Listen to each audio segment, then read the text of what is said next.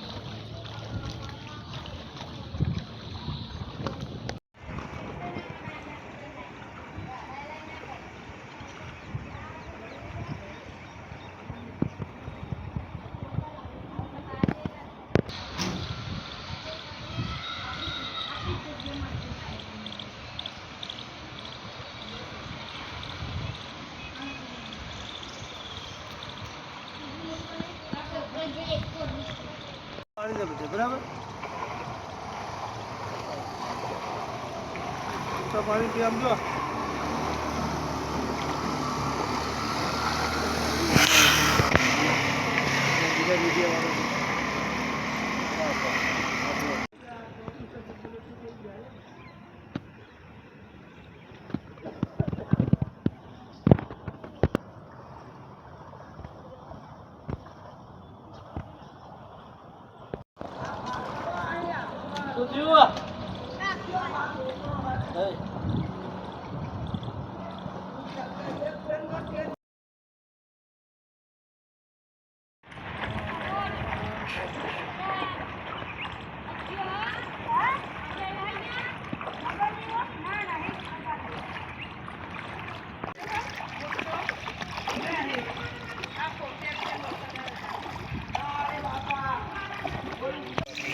આટલા પાણીમાં જઈને જવું પડે, બહુ મુશ્કેલીનો સામનો કરવો પડે.